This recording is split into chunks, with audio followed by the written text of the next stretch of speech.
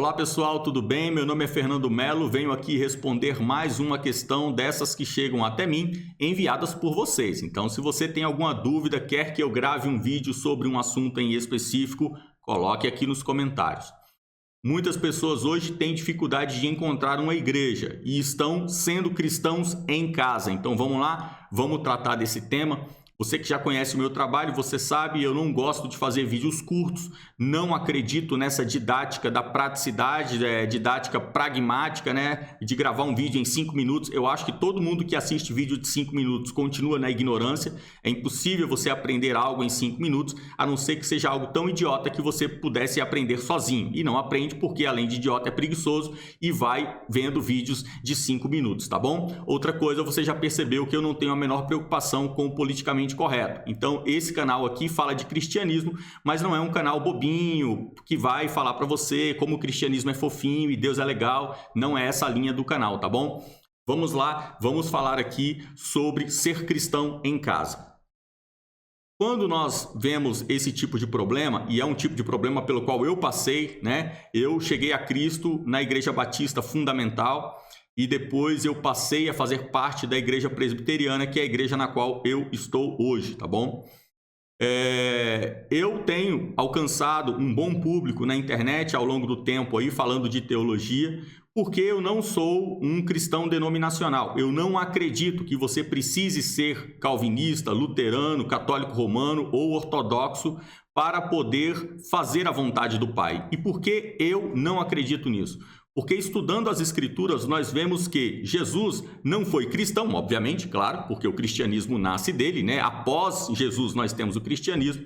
E Jesus sequer teve a preocupação de seguir a religião judaica.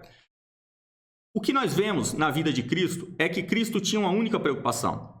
Há uma determinada passagem muito interessante quando Jesus está pregando, ele já estava pregando há um bom tempo, estava cansado, ali fisicamente cansado, e os apóstolos dizem, né, Jesus, vamos dar um tempo, né? Vamos parar um pouquinho que a gente está cansado, vamos dar uma descansada, vamos comer, dormir um pouquinho. E Jesus diz, né, eu não tenho tempo, né? Eu não tenho tempo para ficar comendo, né? A minha fome, o que me satisfaz é fazer a vontade do meu Pai. Então, nós vemos que a preocupação de Jesus era fazer a vontade do Pai. Se a preocupação de Jesus era fazer a vontade do Pai, então por que ele se circuncidou? Por que ele ia para as festas no tabernáculo? Por que ele seguia todo o rito judaico? Porque o rito judaico é uma doutrina que te conduz ao serviço a Deus. Ou seja, o judaísmo é uma religião cuja doutrina ensina as pessoas a agradar a Deus. Ora, como agradamos a Deus? No Velho Testamento havia de início a ideia, que era uma ideia corrompida, a ideia de que agradava-se a Deus realizando sacrifício de animais. Então, o sacrifício de sangue era a forma de agradar a Deus. Deus realmente se agradava, não podemos discordar. Mas quando chega no tempo dos profetas, Isaías, Jeremias, Ezequiel, Daniel, Deus mostra para o povo que o verdadeiro sacrifício, ou seja, não que ele não se agradasse do sacrifício de animais realizado no tabernáculo e no templo de Salomão, mas o que Deus verdadeiramente se agrada é da obediência. Então, obedecer é melhor do que o sacrificar. Deus prefere, né? Se fosse uma questão de preferência, que não é. Mas Deus prefere a obediência do que o sacrifício. Pois bem, quando nós falamos sobre cristianismo e falamos sobre catolicismo romano, catolicismo ortodoxo, ou presbiterianismo, ou a igreja batista, ou metodista, enfim, todas as doutrinas que você conhece, e são inúmeras. Nós estamos falando sobre doutrinas que não te conduzem ao céu, porque não há nenhuma doutrina que pode te levar ao céu. Se houvesse qualquer caminho que não a morte do Filho de Deus para te conduzir ao céu, Deus, Pai, não teria concedido a morte do próprio Filho para poder salvar a humanidade. Não há nenhuma forma de se achegar ao Pai senão por Jesus Cristo. Então o metodismo não te salvará, assim como também não te salvará o catolicismo romano ou o ortodoxo. O que salva o homem? Outro ponto, além de salvação do homem. O que salva o homem e o que o homem pode fazer para agradar a Deus? Vamos tratar desses pontos aqui para poder falar do ponto inicial de Fernando, como ser cristão em casa, carreira solo no cristianismo. Vamos lá. Pessoal, nós temos que entender que o que nós fazemos ao nos achegarmos a Cristo é agradar a Deus. Poxa, Fernando, mas então há várias formas de agradar a Deus? Eu posso agradar a Deus sendo judeu, posso agradar a Deus sendo católico romano, posso agradar a Deus sendo presbiteriano? Não, isso não agrada a Deus. Você não vai encontrar em nenhum momento nas Escrituras dizendo assim, porque Deus se agrada dos metodistas, porque Deus se agrada daqueles que realizam os sacramentos dessa forma. Não há relação. Não é esse o ponto. Vamos voltar nesse assunto, tá? E a questão da salvação? Poxa, Fernando, mas espera aí, eu acredito que se eu seguir os rituais X ou se eu seguir os rituais Y, eu serei salvo. Pois é, não será, né? Então fica aqui, desculpa, talvez uma má notícia. Mas tem uma notícia ainda melhor. Você, para ser salvo da condenação eterna, você não precisa fazer nada, como a Escritura nos diz. Não é por obras que somos salvos. Esse assunto eu estou colocando aqui propositalmente dessa forma desorganizada, porque a mente das pessoas está desorganizada. Nós vamos organizar tudo isso, tá bom? Eu estou seguindo essa metodologia porque assim é a mente das pessoas hoje. Elas estão desorganizadas. Confundem doutrina com evangelho, confundem igreja com salvação, confundem céu com terra, tá bom? Então vamos começar a organizar tudo isso para que esse vídeo saia dessa forma desorganizada, que é uma forma semelhante à mente humana moderna, e passe a ser uma mente organizada, como era a mente da civilização hebraica, nos 2, 3 séculos antes do nascimento do nosso Senhor. Vamos lá, vamos fazer esse trabalho agora. Ponto número 1. Qual é a razão da existência do ser humano? A razão da existência do ser humano não é alcançar a felicidade. Isso quem dizia eram os estoicos. Os estoicos viviam para a felicidade, para a realização plena. Não é assim, tá bom? Então, desculpa, mas todos esses pastores moderninhos que ficam na internet dizendo que você vai vencer, que você é a menina dos olhos de Deus, que você vai ser feliz, que Deus tem grandes planos para você, isso é tudo mentira, tá bom? Muito provavelmente todos esses caras vão queimar no inferno se não se arrependerem de estarem pervertendo a sã doutrina. Porque o que eles estão fazendo é mandando as pessoas via expressa para o colo do capeta, tá bom? O evangelho não é isso, a salvação não é isso e Deus não tem grandes planos para você ser feliz nessa terra. Pelo contrário, ele está dizendo que essa terra é um lugar de dores e padecimento e que nem mesmo seu próprio Filho Santo pôde alcançar felicidade e glória nessa terra.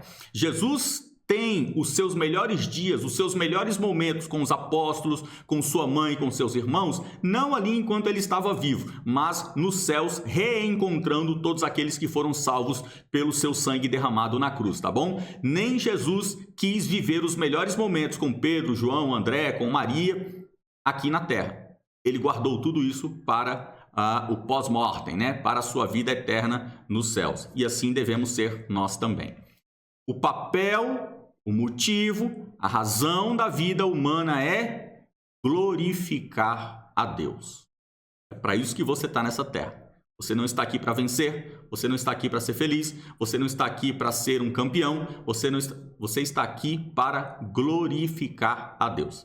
Se você não está glorificando a Deus, você não está cumprindo com a razão da sua existência. E muito provavelmente você está tendo uma existência mais irrisória do que a existência de um camundongo, de um rato ou de um passarinho no meio do mato. Porque ele sim, ele nasceu para ser um rato, né? O leão nasceu para ser um leão. O sabiá nasceu para ser um sabiá. Você não, você é um ser humano, nasceu para glorificar a Deus e não está glorificando a Deus. Isso que eu estou dizendo para você não é maluquice. Isso que eu estou dizendo para você é a doutrina paulina.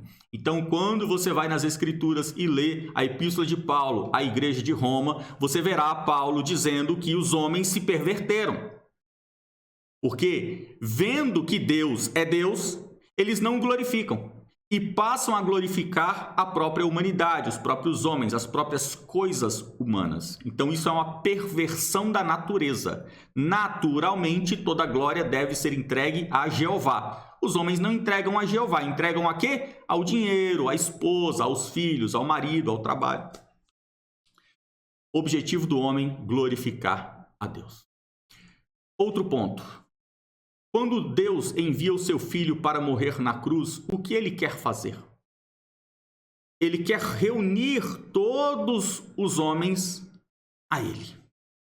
Deus quer salvar o homem da morte eterna. Deus quer salvar o homem da condenação. E por que ele envia o seu próprio filho? Ele envia o seu filho porque há um elemento que separa os homens, eu e você que está me assistindo. Há um elemento no mundo real que nos separa de Yahvé. Que elemento é esse? O pecado. Como Deus pode eliminar o pecado para que você possa estar novamente reunido a Ele? Deus precisa apagar esse pecado. Esse pecado precisa deixar de existir. É um pouco difícil fazer isso porque, como nós habitamos uma linha temporal, eu, por exemplo, no longo das 4 décadas que eu já vivi, eu pratiquei muitos pecados. Como Deus poderá me reunir a Ele, se esses pecados já foram praticados, eles já existem no mundo real? Então Deus precisa extirpar, apagar esses pecados. Porque se Deus apaga esses pecados, como Deus ele não é limitado à linha do tempo humana, para Deus não existe passado, presente e futuro, Deus é. Então se Deus apaga os meus pecados, não é que eles vão deixar de existir no passado, eles deixam de existir no passado, no presente e no futuro. Então, o sacrifício de Cristo na cruz é um sacrifício para alcançar o perdão dos pecados. O sacrifício na cruz de Jesus não apagou os pecados, né? Porque se fosse assim, a partir da morte de Jesus não existiria mais pecado. Ele já teria apagado tudo. Não. O sacrifício de Cristo, diz a Escritura, que Jesus ele é o Cordeiro propiciador. Jesus faz com que o seu Pai, o nosso Pai, fique propício a te receber. Por quê? Por que Deus, o Pai, ele se tornou propício após a morte do seu Filho? Porque com a morte do Cordeiro Santo de Deus, todos os pecados podem ser lançados na cruz. E aí existe aquele elemento que é o elemento da contrição, do arrependimento. Quando você se arrepende, você olha para a cruz de Cristo, você ouve um sermão, você lê uma pregação, uma homilia, e você, ouvindo aquilo, você fala, realmente eu sou miserável. Realmente, esse inocente que morreu, morreu também por mim. Eu quero servi-lo. Ele é maravilhoso. Você passa a amar aquele homem. Você passa a amar aquela encarnação da santidade que veio para te libertar do pecado. É uma relação de amor, literalmente. Não é uma figura, é tipo amor. Não, é amor. Você passa a amar Jesus.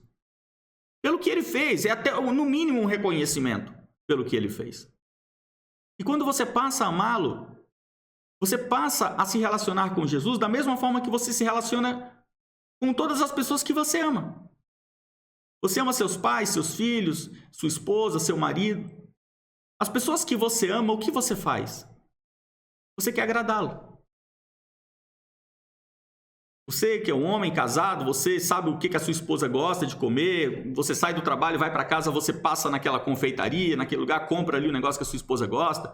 O seu filho, você sabe, pô, meu filho e tal, pô, ele tá tirando nota boa, eu sei que ele gosta daquele brinquedo tal, ou daquele doce tal, e você compra. Por que você faz isso? Ele não precisa de um doce para viver, ele não precisa de um brinquedo para viver, mas você quer agradar. O ser humano, naturalmente, ele quer agradar, ele quer abraçar, ele quer beijar. É uma forma da gente expressar o nosso amor. E com Deus é a mesma coisa. Nós queremos estar junto de Deus. Nós queremos agradá-lo. Por quê? Porque Ele é bom demais. Ele é maravilhoso. Então, essa relação de amor faz com que você queira agradar a Deus. E como agradar a Deus? Então, Deus, Ele se agrada de quê? Dos sacrifícios de sangue? Não. Até mesmo porque não há mais necessidade de um sacrifício, uma vez que já houve o sacrifício pleno, que é o sacrifício de seu próprio filho. Então Deus se agrada, sabe de quê? Ele se agrada daquilo que ele encontrou em Noé, aquilo que ele encontrou em Abraão, aquilo que ele encontrou em Jó. É quando Deus olha e ele fala assim, essa pessoa é justa. Essa pessoa dá aos outros o que é devido.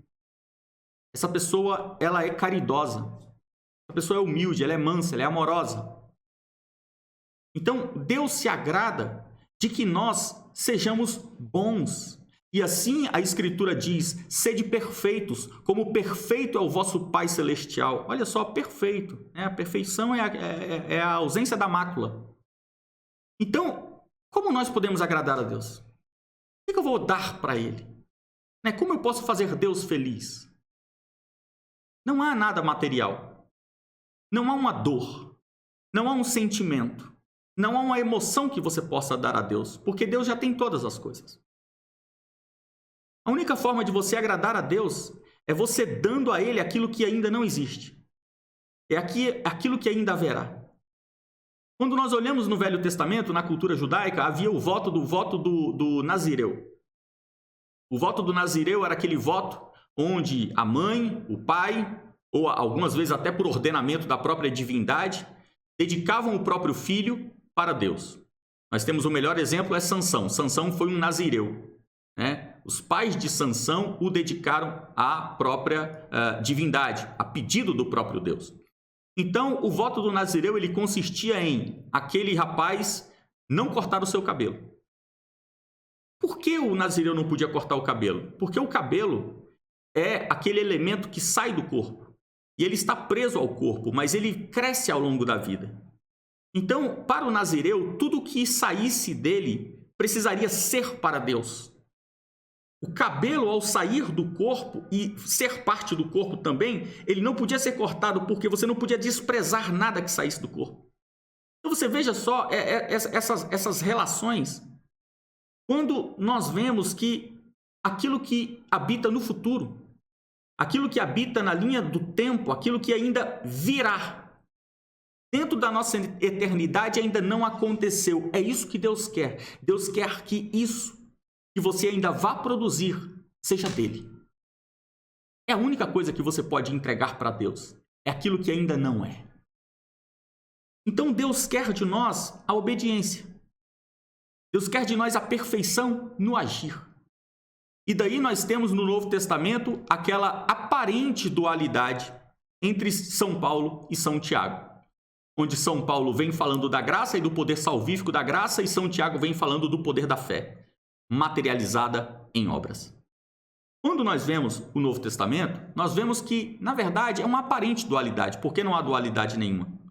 Porque só existe fé onde há obras. Por quê? Porque a obra depende da fé, a fé depende da obra? Não, é porque, na verdade, se não há obras, é porque não existe a fé. A obra é a única forma de materialização da fé. Você tem fé? Sim. Então, me mostre suas obras. Ah, por quê? Está duvidando? Não é que eu estou duvidando, é porque quem tem fé naturalmente tem obras. Se você não tem obras é porque você não tem fé, na verdade. Você acha que tem, você acredita, você tem crendices, mas você não tem fé. Então, quando nós vemos Deus pedir de nós a obediência, o que Deus está pedindo? Deus está pedindo que nós façamos algo que é antinatural a nós. Deus quer de nós justiça, mansidão. Deus quer de nós perseverança. Deus quer de nós amor, caridade. Gente, isso é antinatural, porque nós somos naturalmente pecadores. Então, como nós podemos agradar a Deus, afinal? Nós podemos agradar a Deus após o sacrifício de Cristo Jesus. Porque o sacrifício de Cristo Jesus, ele vem fazer algo inédito na história da humanidade. Ele vem propiciar que você tenha os seus pecados apagados e seja liberto da escravidão. Então, quando você lê Romanos, no capítulo 6, o apóstolo Paulo está dizendo que não sois mais escravos do pecado. Essa história que muitas pessoas dizem que, sabe como é, a carne é fraca, é bobagem, porque a carne é fraca, mas o espírito é forte. Então o apóstolo Paulo está nos dizendo que, após o sacrifício de Cristo, não há mais prisão no pecado. Ninguém peca porque é forçado. Essa força acaba quando você morre em Cristo Jesus e quando você renasce em Cristo Jesus. O que na doutrina paulina está explicado como a morte do cristão acontecendo no batismo e após ele sair das águas, ele volta uma nova criatura já ressurreta para Cristo. Ou, na linguagem do Papa Emérito Bento XVI, o cristão é aquele que vive escatologicamente. Ele vive já no futuro, nos últimos tempos. É verdade, o cristão ele já é ressurreto. Ele já é alguém que ressuscitou uma vez, ele já está ressurreto.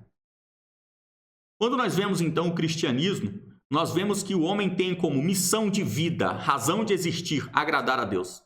E nós vemos que agradar a Deus é impossível porque o homem é pecador. Mas Deus manda o seu filho e por meio do sacrifício do seu filho, ele te torna liberto do poder do pecado. Para quê? Para que agora você possa ser perfeito. Com o evangelho de Cristo e a sua morte sacrificial, cada um de nós pode ser um Abraão, um Jó, um Davi, um Noé. Cada um de nós pode ser perfeito. Essa ideia que algumas pessoas têm, não, sabe como é, o homem é pecador, a gente vai pecar mesmo. Sim, isso é uma ideia conformista. Isso não é uma ideia bíblica.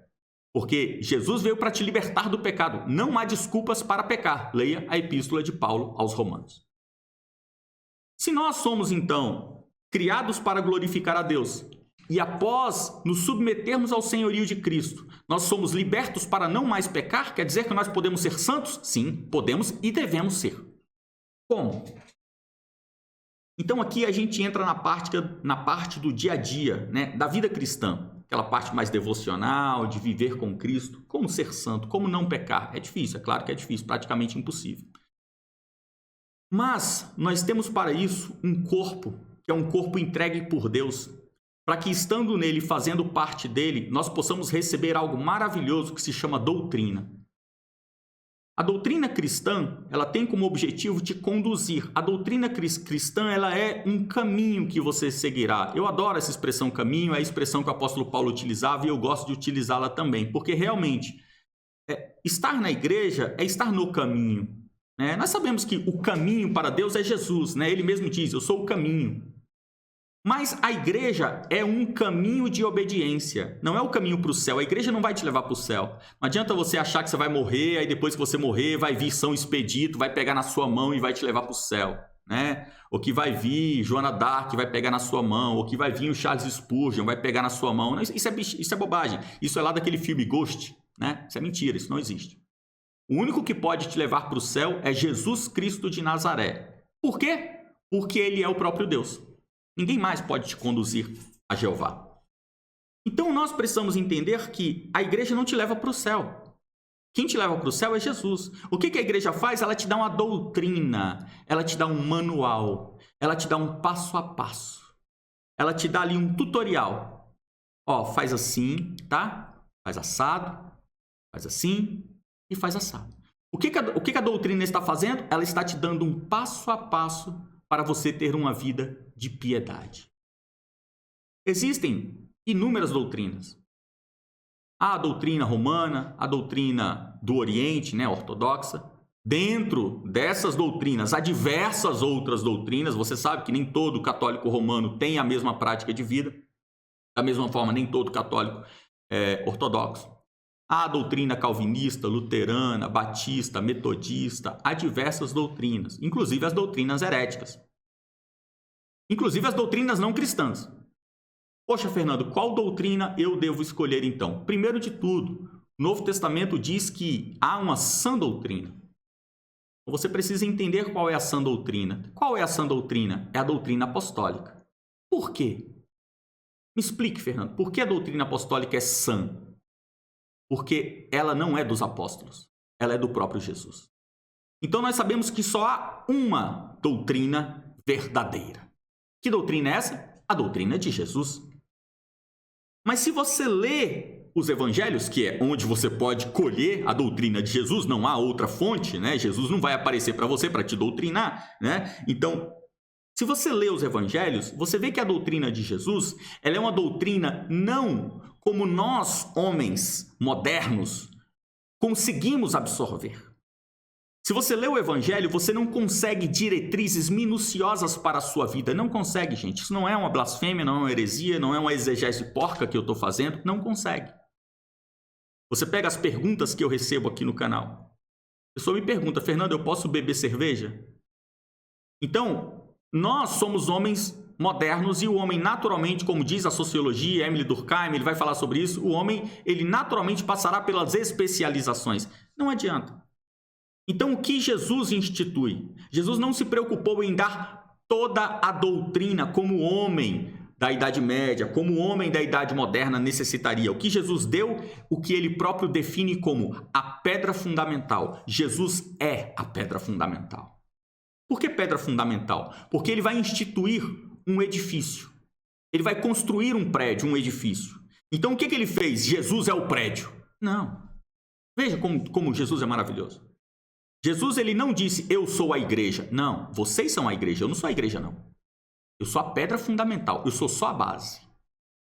Acima da base vem o quê? Acima da base vem o próprio edifício. Mas um edifício também não é constituído só de tijolos. São necessárias as colunas. Então, Jesus dá as colunas, são os apóstolos. Isso, mais uma vez, não é loucura da minha cabeça. Basta você ler o livro de Atos escrito por Lucas. Em Atos, Lucas irá dizer, nas palavras do apóstolo Paulo, de que os apóstolos são as colunas da igreja. Quando os apóstolos pregam, eles pregam o quê? Eles pregam a doutrina de Jesus. Ah, mas quem me garante? O próprio cargo apostólico te garante. Por quê? Para ser apóstolo, não podia ser qualquer pessoa.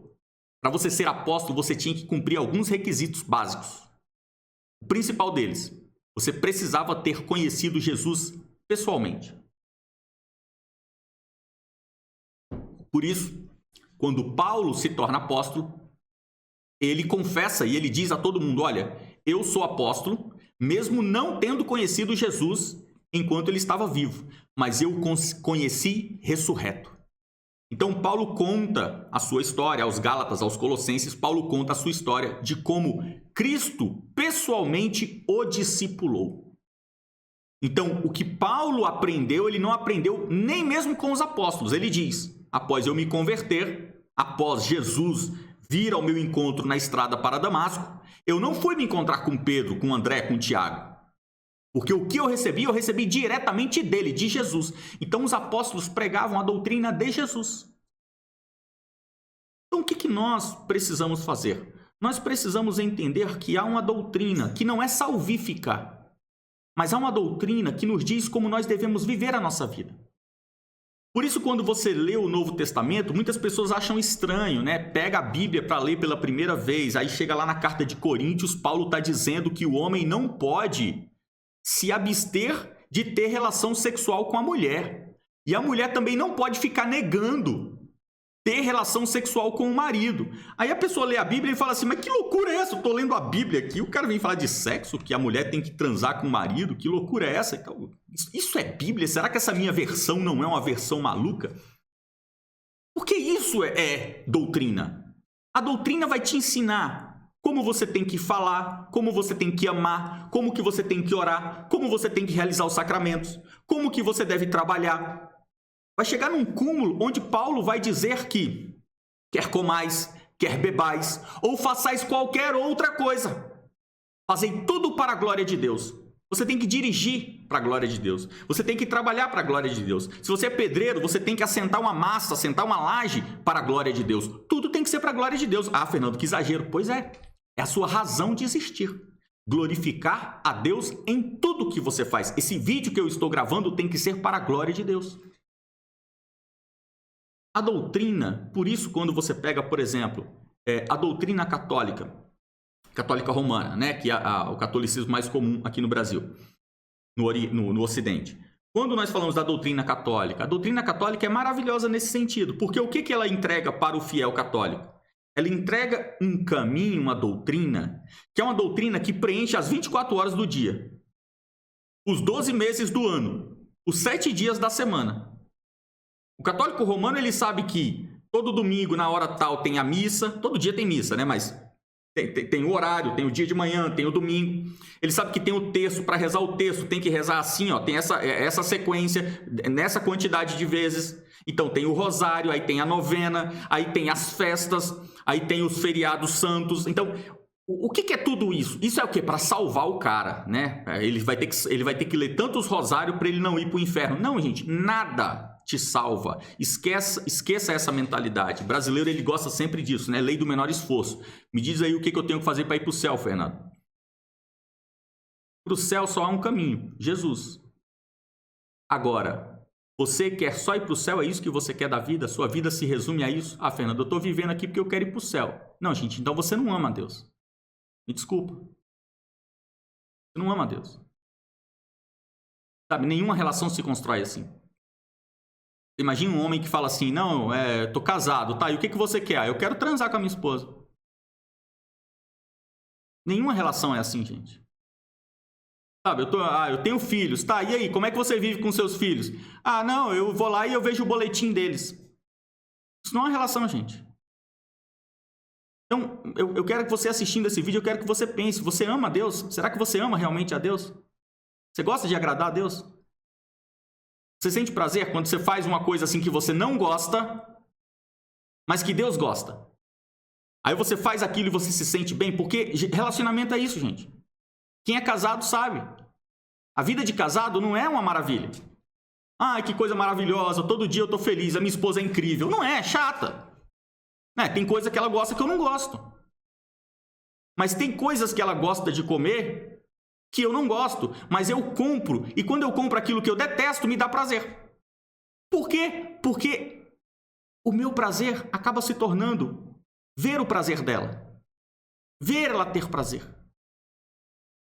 Então toda relação que nós temos é assim. Desde uma relação com o seu patrão, com um pedinte no semáforo, que ele está ali mal cheiroso, mal vestido, pedindo um dinheiro. Aí você pega ali aquela notinha de R$2 do seu bolso e entrega na mão dele. E na hora que você encosta a sua mão na mão dele, aquela mão toda suja. Aí você fica até com um pouco de nojo, mas você dá os R$2 na mão dele. Aquilo te faz bem ou não faz? Você se sente mal? Pô, que horrível, dei dinheiro pro cara. Não, você se sente bem. Por que você se sente bem? Porque você se sente bem na boa sensação que ele tem. Você se realiza no outro. Você realmente ama a Deus? Porque você tem preocupação de agradar a Deus? Ou a única preocupação que você tem é entrar no céu? Gente, sinceramente, nós temos que pensar nisso. Porque a partir do momento em que você começa a entender que, caramba, eu não amo a Deus, você vai acender uma luz na sua cabeça. Porque aí você vai pensar o seguinte: como eu não amo a Deus? Se Ele é perfeito, se Ele é bom, se Ele é maravilhoso, se Ele é misericordioso, se Ele é onipotente, onisciente, onipresente, se Ele criou todas as coisas, se Ele me deu a vida, se Ele me dá os meus batimentos cardíacos, se Ele criou o universo, Então, você começa a ver que há 1 bilhão de motivos para você ser apaixonado por Jeová. E você não é. Então, você começa a fazer essa diácrise, né? Você começa a destruir essa crise, essa separação que houve entre você e a perfeição. E você começa a ver que esse abismo precisa ser solucionado. E a única solução para esse abismo é Cristo. Então Cristo vai te unificar novamente a Deus. Quando você se unificar a Deus, você vai perceber a paixão, o amor que você tem por Ele. E você vai falar: Deus, eu quero te agradar. Isso são os salmos. Leia os 150 salmos. Ou qualquer um deles. O que o salmista quer? Ele quer se esparramar na presença de Deus. Ele quer agradar a Deus. Quando você estiver apaixonado, amando a Deus, e você quiser agradar a Deus, você vai encontrar outro problema. Outra crise estabelecida entre esses dois entes. Você e Jeová. Você vai encontrar a absoluta incapacidade de agradá-lo. Porque para agradá-lo você precisa fazer o quê? Atos perfeitos. Você precisa amar. Você precisa ser bom, ser justo, ser manso. Então, quando você começar a buscar agradar a Deus, você vai entender que é necessário a doutrina cristã na sua vida. Porque só a doutrina cristã nos leva a acordar pela manhã e ao invés de levantar, ligar a TV, ligar o rádio, tomar café, ela te leva a fazer o quê? Opa, peraí, acordei? Quando eu acordo eu tenho que fazer uma oração. Estava doido para tomar café. Você estava doido para ligar a TV. Você acordou pilhado. Né? A galera que gosta de caminhar, andar de bike e tal. Não é o meu caso, odeio. Né? O cara acorda doido para ir lá, tomar um banho, pegar a bicicleta, ir para Smart Fit. Aí você vai falar: não, peraí, eu quero ir para academia, mas eu não vou. Eu vou orar. Aí quando você vai orar, você fala: peraí, mas eu não vou orar assim enquanto tomo banho.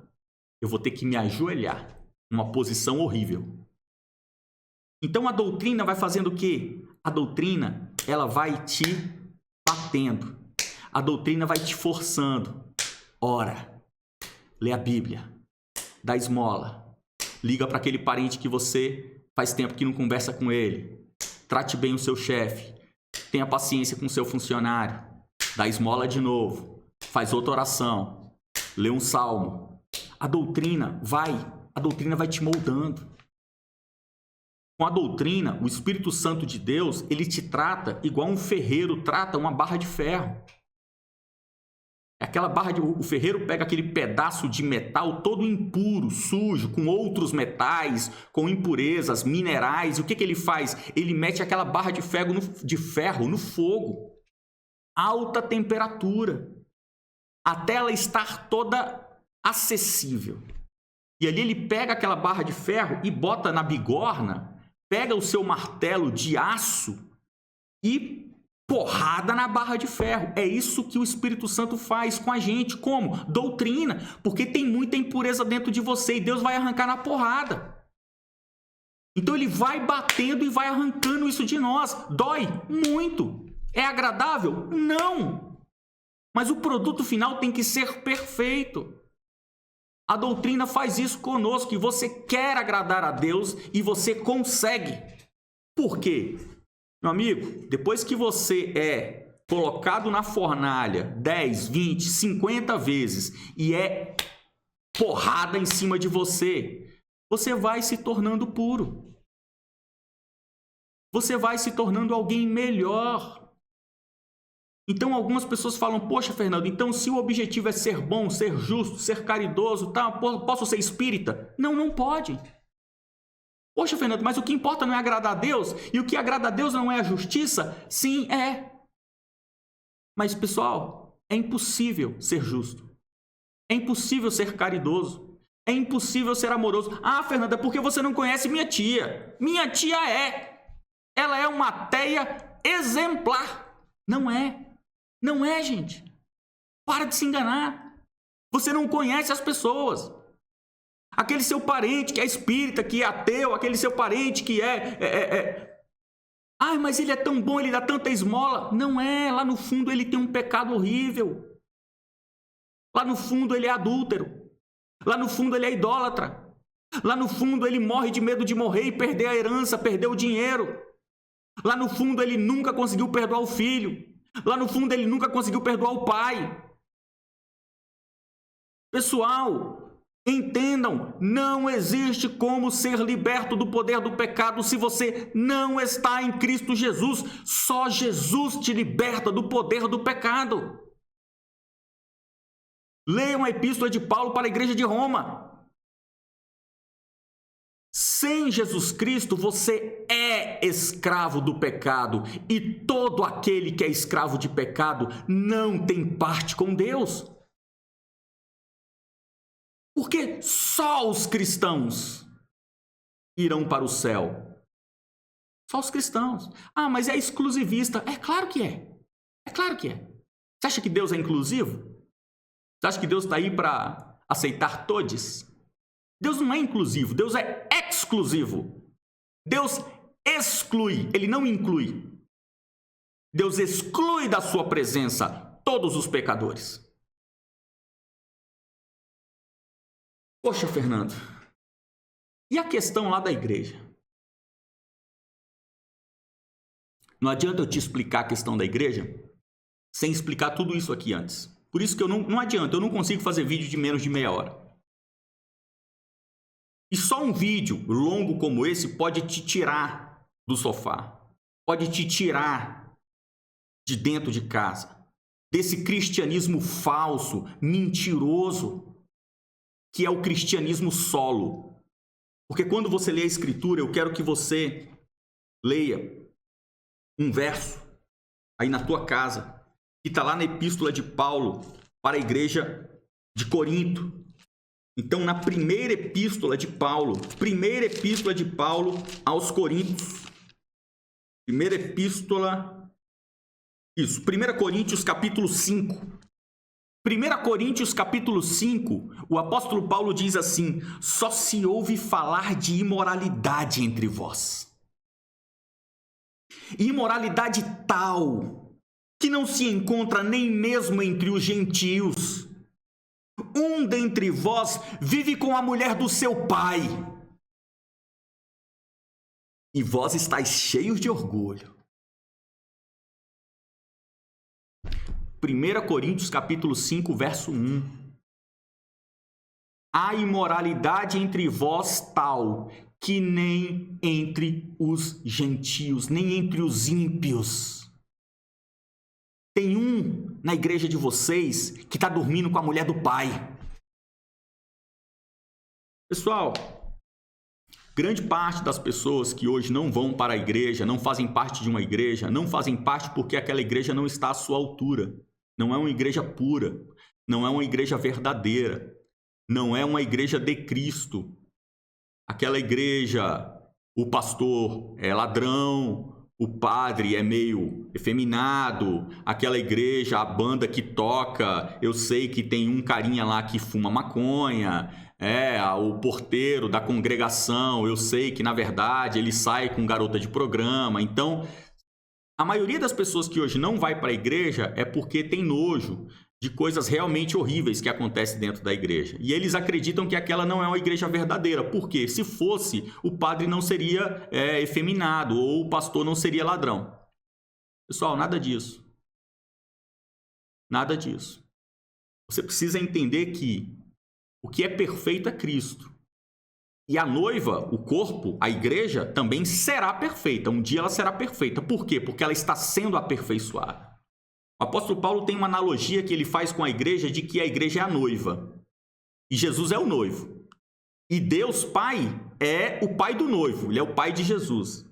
Então, esse casamento só vai acontecer no dia que o pai do noivo quiser. Então, nem o noivo manda nesse casamento. Ele está lá esperando. O dia que o pai fala, meu filho, a noiva está pronta.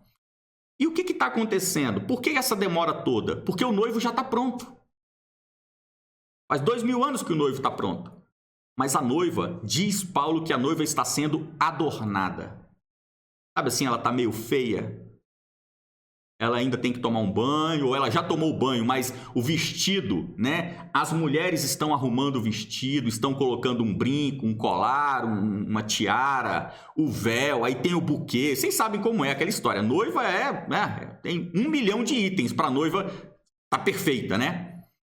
Então, Paulo diz que a igreja é a noiva e que ela está se adornando. Pessoal, é lógico que tem coisa errada na igreja.